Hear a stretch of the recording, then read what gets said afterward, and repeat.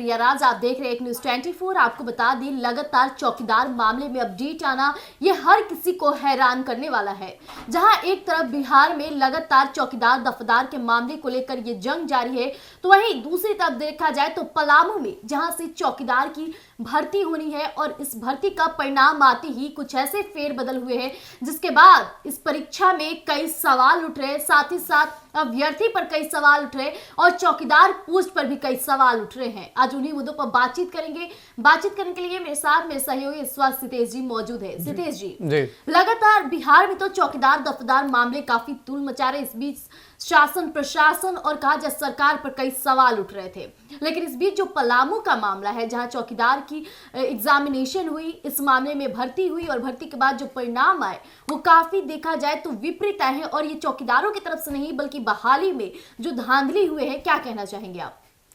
देखिए, सबसे पहली बात, जो ये पलामू में वैकेंसी था वो 155 पदों में पर था और 125 पदों पे जो लोग थे उन्होंने पास किया है। और सबसे बड़ी बात इसमें ये तब सामने आती है जब 11 लोगों पे एफआईआर दर्ज किया जाता है। एफआईआर किस लिए दर्ज किया गया? 8 लोग रनिंग में मतलब दूसरे जगह पे शामिल करवा दिए, यानी जो अभ्यर्थी थे उनकी जगह पे रनिंग कोई और किया। वही 2 लोग रनिंग ट्रैक से बैक आ गए और एक और मामला था। जी, हालांकि सुदेश जी ने जैसा अभी बताया कि ये 10 मामले 10 अभ्यर्थियों के साथ ऐसे मामले आए जो कहीं ना कहीं कई सवाल उठाते। 8 ट्रैक से भटक गए तो वहीं दूसरे पर कई दस्तावेज में फर्जी पाई गई। इस तरह के मामले जब भी होते हैं तो कहीं ना कहीं पोस्ट की गरिमा को बरकरार नहीं होते हैं। हालांकि ये जो भर्ती थी ये कितने पदों की भर्ती थी सितेश जी? जी, ये टोटल जो पद था 155 पदों पे वैकेंसी निकली थी, जिसमें 125 अभ्यर्थियों ने पास किया है। जी, 125 अभ्यर्थियों ने पास किया है, 155 पर था। ये पूरा पदों की नियुक्ति जो थी 155 पर था। यानी कि चौकीदार जिस तरह से ये एग्जामिनेशन चल रही है, भर्तियां चल रही है, इस बीच हर कोई चाहता है कि हम आगे रहें, लेकिन आगे किस तरह से रहें ये भी मायने रखता है, खासकर चौकीदार मामले में। क्योंकि चौकीदार जिस तरह से हर चीजों से उन्हें आकला जाता है, उनकी हाइट मेजरमेंट से लेकर के उनकी फिटनेस को लेकर के और साथ ही साथ उनकी दिमागी संतुलन किस तरह के, हर चीज देखा जाता है। लेकिन इस बीच इस तरह की धांधली पाना कहीं न कहीं चौकीदार पद पर कई सवाल उठाते हैं। बिल्कुल, देखिए आपने जिस तरीके से कहा कि चौकीदार पदों पे जो वैकेंसी निकली है उसमें अगर इस तरीके से धांधली पाई जाती है तो पूरी शासनिक और प्रशासनिक व्यवस्था पे भी इसमें प्रश्न जाहिर सी बात है खड़े होंगे। बिल्कुल, अगर 11 लोग अगर इस मामले में फर्जी पाए जाते हैं, यानी 155 की आप वैकेंसी निकालते हैं और उसमें 11 लोगों की संलिप्तता पाई जाती है यानी फर्जीवाड़े में, तो इससे साफ जाहिर होता है कि अगर मान लीजिए कि लाखों की वैकेंसी निकली तो इसमें कितने फर्जीवाड़े पाए जाएंगे। यानी आपके शासन और आपके प्रशासन के लोग भी इस मामले में संलिप्त हैं।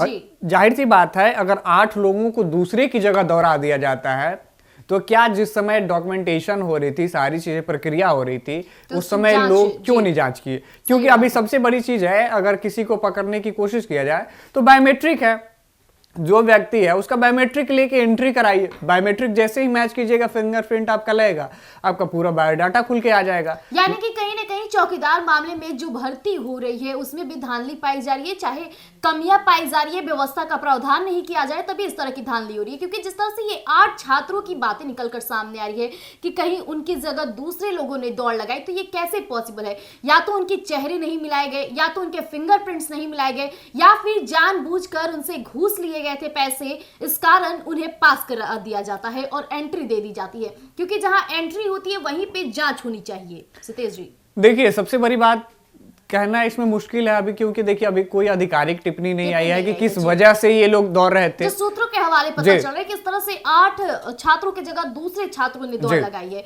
यानी साफ तौर पे उन्हें एंट्री के लिए इजाजत दे दिया गया होगा। बिल्कुल बिल्कुल, देखिए अगर किसी को अगर एंट्री नहीं दी जाती है, और आप इतना जानती हैं कि अभी आज के दौर में एक कितना भी कोई बड़ा अपराधी हो अगर क्राइम करता है तो उसे आसानी से पकड़ा जा सकता है, क्योंकि इतनी तकनीकी सुविधा हमारे पास है, हमारे देश में है कि उसे आसानी से पकड़ा जा सकता है। और यहाँ पूरा का पूरा चेहरा जब बदल दिया जाता है तो ऐसे में क्यों नहीं पकड़े जाते वो लोग? जी, सबसे पहले ये तो बातें हो गई, लेकिन आपको बता दें कौन कौन जातियों के लिए कितने पदों की नियुक्ति थी। तो आपको हम बता दें कि अनुसूचित में 78, तो वही आर्थिक रूप से कमजोर वर्ग के लिए 13 सीटें थी। उस बीच अनुसूचित के लिए 30, अति पिछड़ा 10 और पिछड़ा के लिए 24। गौर फरमाइएगा कि हर वर्ग के लोगों के लिए नियुक्ति पद की काफी गरिमा बरकरार थी। इस बीच किसे कितने पदों की वहां से भर्ती होनी थी ये हर कुछ तय था। इसके बाद भी धांधली पाई गई, यानी कहीं ना कहीं इसमें किसी ना किसी ऐसे लोगों की संलिप्तता पाई गई होगी जो कहीं ना कहीं इस तरह की चीजों को अंजाम देते होंगे।